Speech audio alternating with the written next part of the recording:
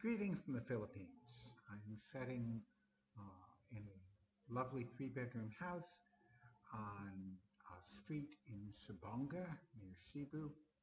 I've been here for almost 2 months. I'll be here for several more months. And I thought it was time for a video. I am deeply concerned about the lack of understanding some people have for what's going on. So there are three topics I want to talk about today. I want to talk about recession, inflation, and Social Security.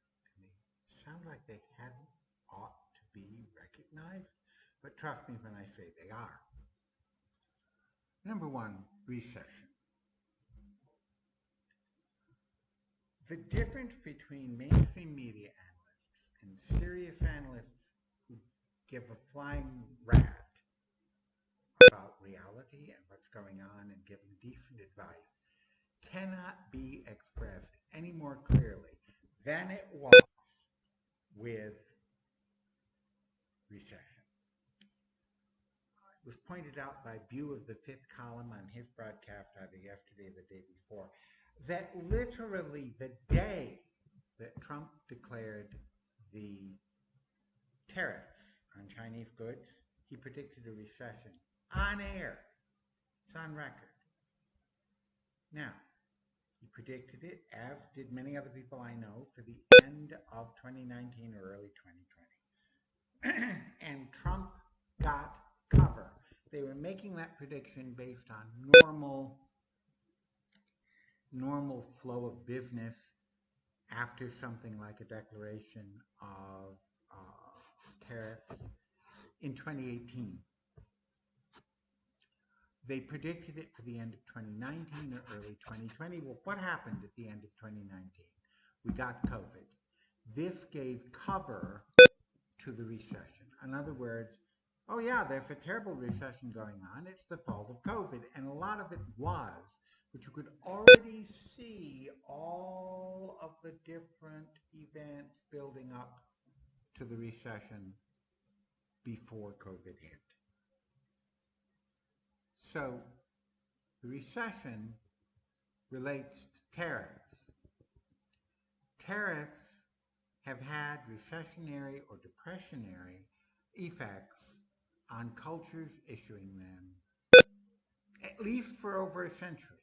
Why? Well, because the tariffs do not punish the producers. I know that you were led to believe that they did, but they do not. The tariff did nothing one way or another to China. The tariff raised prices for Chinese goods to American consumers, thus reducing their purchasing power. Thus, the idea that it's recessionary or depressionary.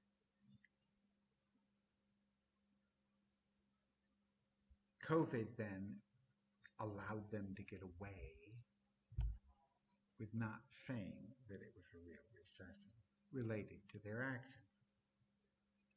And now let's talk about inflation for a minute.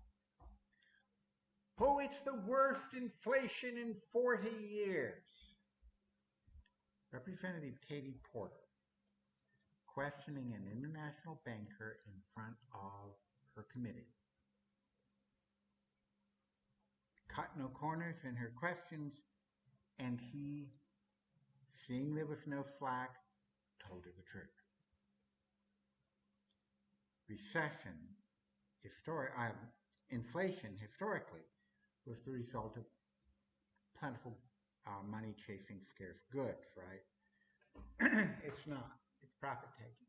He said it. He said it in front of the committee. He said it is corporations increasing the margin of profit. If you take away that, inflation is a little bit, either right around or a little bit less than 4%, not 8 or 9. They saw mild inflation, which is primarily caused, as I've been saying, by um, supply chains, and they said, "Oh, look, we got to get that money back from the poor people that we're allowing to have a few more dollars an hour. We wouldn't want them to be able to live. We have to raise our profit margins at their expense." And they did. And that is the entirety, I'm increasingly realizing, of the real inflation you're seeing. It was 2 to 3% every year. If it had been 4 this year, nobody would really be complaining. Now, I will say that I have serious considerations that this may be deliberate. The rich and the people who own these companies that are pushing this profit increase are not served well by Democrats, particularly by labor Dems, which is what Biden is, like it or not.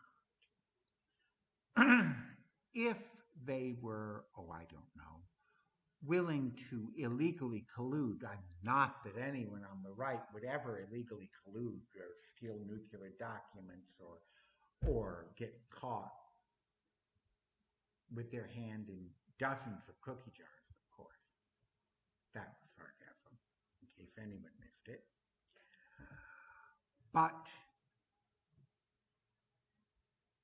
if they colluded, and I'm not saying they did, I just personally think they did, the best way for them to collude is to go, okay, we're going to raise prices. We're going to force inflation, even though there's no pressure for it, to punish Biden so that people will believe he's responsible. Because people tend to believe presidents have magical powers. They don't, particularly with a closely divided Congress.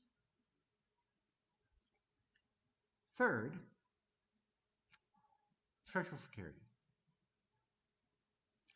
Rick Scott, the head of the Republican Senatorial Campaign Committee, not a weak, meaningless position, I'll tell you right now, has raised and spent hundreds of millions of dollars and has put in writing an 11-point plan to save America.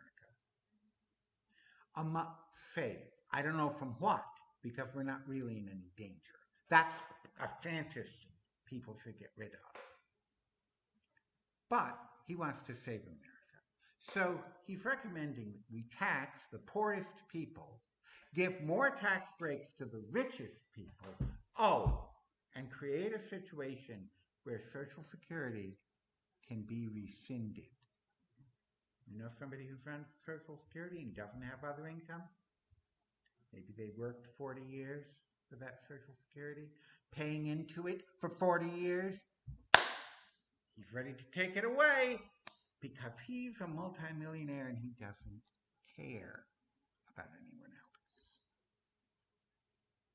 else. Now, Mitch McConnell walked away from it. Do you think that means Mitch McConnell won't push it right through? The same if he did a judicial nomination he swore he never would? Believe me, he will. We need to stop being stupid. The Democrats need to stop being stupid, and the moderates need to stop being stupid. You are being used. Everyone is being used. The right, which means the Republican Party, controls most of the media while you're going, oh, liberal media. There is no liberal media. Or so little it doesn't matter. Daily Cost? Yes, it's a huge website in terms of visitors. But it doesn't compare to NBC, CBS, ABC, Fox.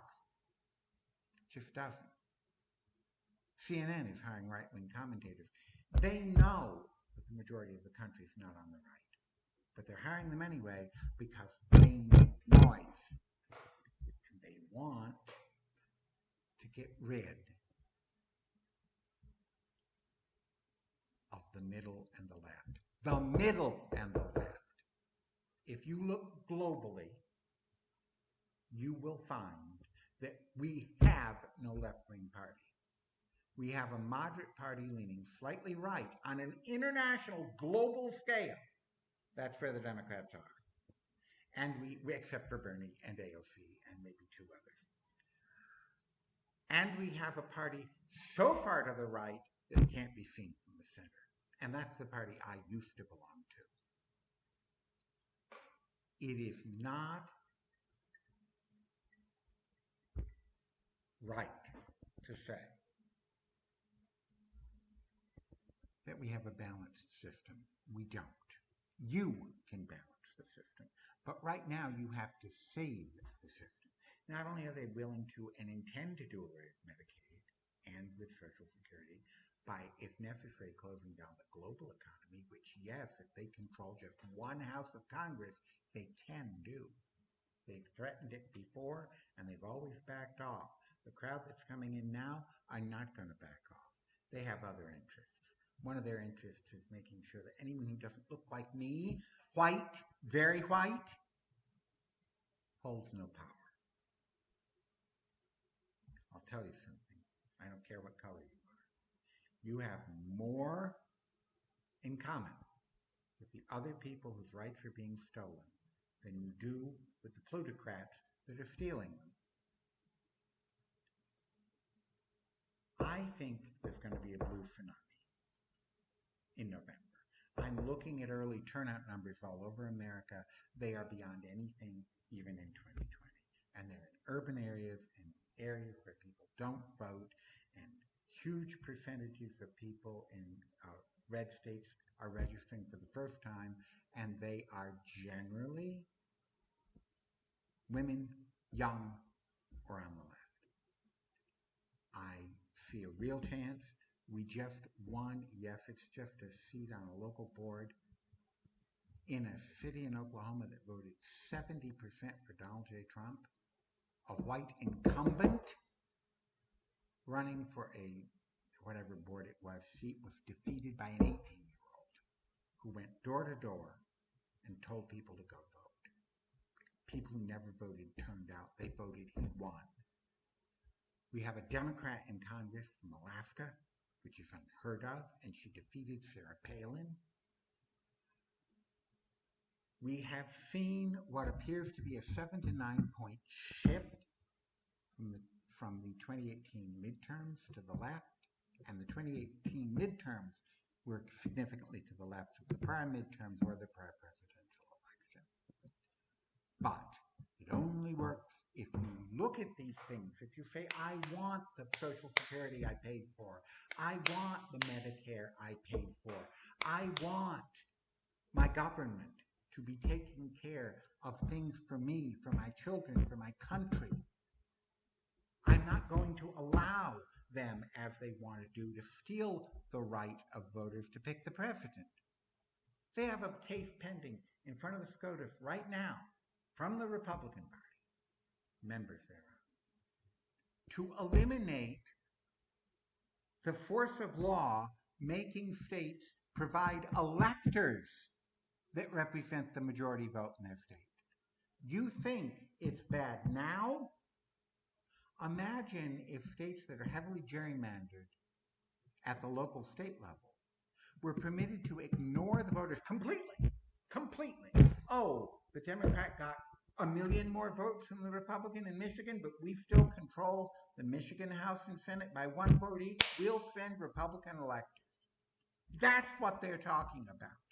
They have the judges to do it because we kept allowing them to win Senate races. We kept allowing them to get in. They have the ability, if they get the House, to shut down the economy to the point where we will have a global depression, not a recession. Nothing anyone has seen in their lifetime now, unless there are a few people still surviving from the depression. Think about this and vote. Vote Democratic. Stop them. Save democracy, and do it again in 2 years, because they're not going to give up. Thank you very much, and have a good day.